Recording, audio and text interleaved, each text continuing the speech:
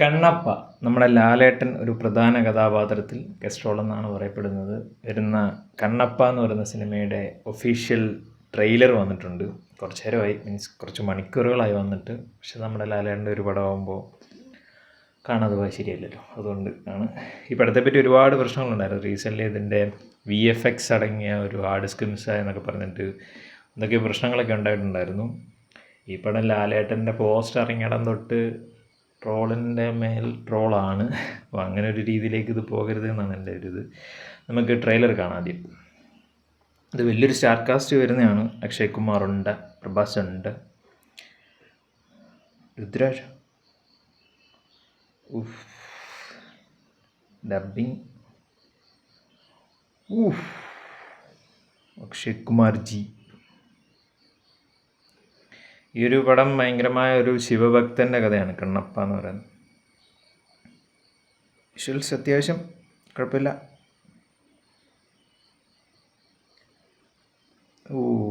വിഷ്ണു മഞ്ജു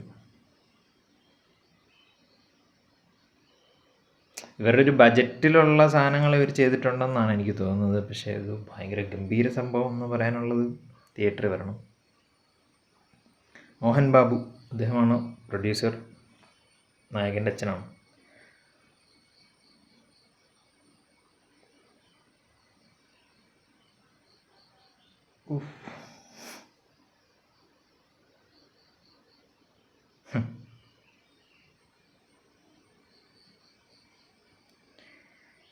ഏത്യസ്തായിട്ടുള്ള ആൾ ഒരു ദൈവവിശ്വാസിയാകുന്ന കഥയാണ്. പക്ഷെ വിഷ്വൽ എനിക്ക് അത്യാവശ്യം VFX കുറച്ച് ഒരു റിയൽ പരിപാടിയാന്ന് തോന്നുന്നു. റിയൽ ലൊക്കേഷനൊക്കെയാന്ന് തോന്നുന്നു പിടിച്ചേക്കുന്നത്.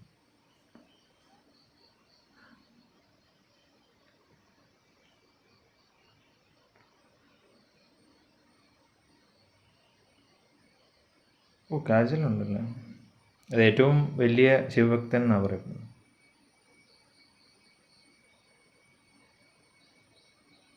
പ്രഭാസണ്ണനില്ലേ?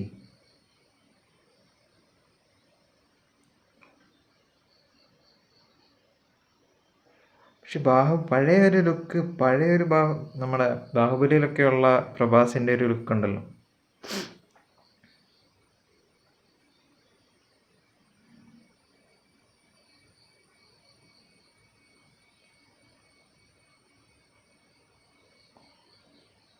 ഡബിങ്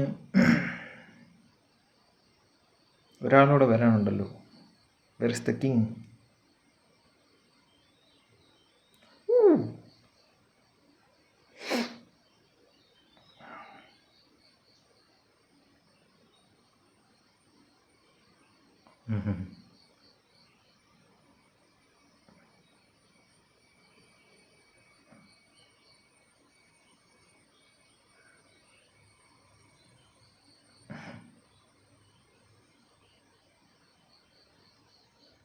കഴുത്തിലൊക്കെ ഗ്രാഫിക്സ് ഗംഭീരം. ഇതിൻ്റെ ഒരു ഈ പടം ഈ സിനിമ തിയേറ്ററിൽ പോയി കാണുന്നവരോട് എൻ്റെ ഭാഗത്തൊരു റിക്വസ്റ്റ് എന്താ വെച്ചാൽ ഇത് കഴിവതും either തെലുങ്കിൽ തന്നെ കാണാൻ ശ്രമിക്കുക, either തെലുങ്ക് അല്ലെങ്കിൽ തമിഴിൽ കാണാൻ ശ്രമിക്കുക. മലയാളം ഡബ്ബിങ് എനിക്ക് ഭയങ്കര, അത് തെലുങ്ക് ഭാഷയുടെ ഒരു സ്പീഡ് നമ്മുടെ മലയാളമായിട്ട് മാച്ചാക്കാൻ വേണ്ടിയിട്ടുള്ള പ്രശ്നമായിട്ടാണ് തോന്നുന്നത്. പക്ഷേ എന്നാൽ പോലും ഇതിൻ്റെ ഡയലോഗ് ഡെലിവറി, ഈവൻ ലാലേട്ടൻ പറയുന്നതാണെങ്കിൽ പോലും ഒരു എന്തോ പോലെയാണ് എനിക്ക് തോന്നിയത്. അറിയില്ല എന്താണിത്, ഫൈനൽ ഔട്ടിൽ എന്താണ് അവസ്ഥ എന്നറിയില്ല. പക്ഷേ എനിക്ക് പറയാനുള്ളത് കഴിവതും തെലുങ്കിൽ തന്നെ കാണാൻ ശ്രമിക്കുക, അല്ലെങ്കിൽ തമിഴിൽ കാണാൻ ശ്രമിക്കുക. പിന്നെ ഈ ഒരു പടം പ്രോപ്പർ ഒരു തെലുഗു പടം എന്ന് പറയാൻ പറ്റില്ല, ഒരു പാൻ ഇന്ത്യൻ ഇതാണ്. എല്ലാ സ്റ്റേറ്റിൽ നിന്നുള്ള മെയിൻ ആൾക്കാരുണ്ട്. തമിഴിൽ നിന്നാണെങ്കിൽ ശരത് കുമാറുണ്ട്, മലയാളത്തിൽ നിന്ന് ലാലേട്ടനുണ്ട്, തെലുങ്കിൽ നിന്ന് ഓഫ് കോഴ്സ് തെലുഗു ആൾക്കാരാണ് അവരെല്ലാവരും. പിന്നെ നമ്മുടെ പ്രഭാസ് പാൻ ഇന്ത്യൻ സാറുണ്ട്. പിന്നെ ഹിന്ദിയിൽ നിന്ന് അക്ഷയ് കുമാറുണ്ട്. കന്നഡത്തിൽ നിന്ന് ആരുമില്ലേ? കന്നഡം ആരുമില്ലെന്ന് തോന്നുന്നു എനിക്ക്. ബാക്കിയെല്ലാം ഓൾ ഇന്ത്യ ഉള്ള എല്ലാ സ്റ്റാർസിനെയും അവരെടുത്തിട്ടുണ്ട്. ഈ പടം അങ്ങനെ ഒരു വലിയ ക്യാൻവാസിൽ വരേണ്ട ഒരു പടമാണ്. എനിക്കൊന്ന് ഈ ഒരു വിഷ്ണു മഞ്ജുവിന് പകരം വേറെ ഒരു വലിയൊരു സ്റ്റാർ കാസ്റ്റ്, മീൻസ് ഒരു മെയിൻ ആളെ മാറി വേറെ ആളായിരുന്നെങ്കിൽ ഇതിന് ഭയങ്കരമായിട്ട് റീച്ച് വന്നേനെ. പക്ഷേ അൺഫോർച്യുനേറ്റ്ലി അത് പുള്ളി ആയതുകൊണ്ടാണ് ഈ പടത്തിനൊരു വലിയൊരു വേണ്ടത്ര ഒരു ഇത് വരാത്തതെന്ന് എനിക്ക് തോന്നുന്നു. പക്ഷേ അത് നമ്മുടെ ലാലേട്ടനും അക്ഷയ് കുമാർ പ്രഭാസൊക്കെ വന്നപ്പോഴത്തേക്ക് ഈ പടത്തിനൊക്കെ കെമിയോസ് കാരണം ഈ പടത്തിനൊരു ഇത് വന്നതാണ്. ഇപ്പോൾ പടത്തിനൊരു റേഞ്ച് ഉണ്ട്. ആ ഒരു രീതിയിൽ നോക്കുമ്പോൾ ഒരു പക്ക എൻ്റെ കഥ ഭയങ്കര പവർഫുള്ളായിട്ടൊരു കഥയാണ് ഇവർ എടുത്ത്. എൻ്റെ ഒരു പേഴ്സണൽ ഒരു ആഗ്രഹം എന്ന് വെച്ചാൽ ഈ പടം വിജയമോ പരാജയമോ ഉള്ളതിലുപരി ഇതൊരു ട്രോൾ മെറ്റീരിയലായി മാറാതിരിക്കട്ടെ എന്നാണ് എൻ്റെ ഒരു ഏറ്റവും വലിയൊരു ആഗ്രഹം.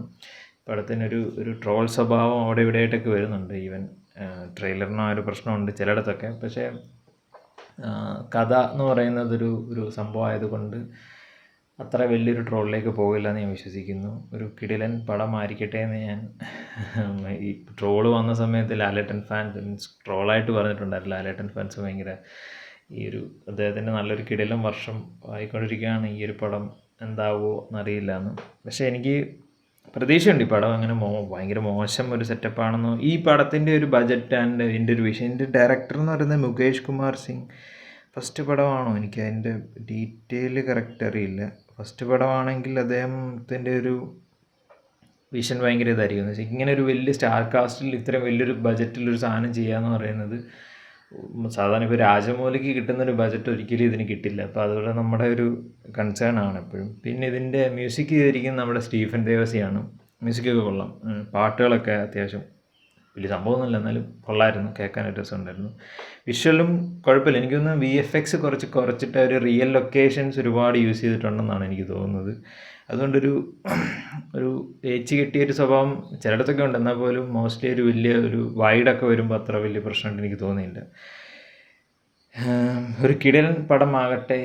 അതാണ് ഒരു പടം ഭയങ്കര സംഭവമാണെന്നതിലുപരി ഇതൊരു ട്രോൾ ഒരു ഇതിലേക്ക് പോകാതിരിക്കട്ടെ എന്ന് അങ്ങനെയാണ് ഞാൻ ആഗ്രഹിക്കുന്നത്. ശിവൻ കാക്കട്ടെ എന്ന് ഞാൻ പ്രതീക്ഷിക്കുകയാണ്. നിങ്ങൾ ഈ ഒരു ട്രെയിലർ കണ്ടിട്ടുണ്ടെങ്കിൽ അഭിപ്രായം പറയാം.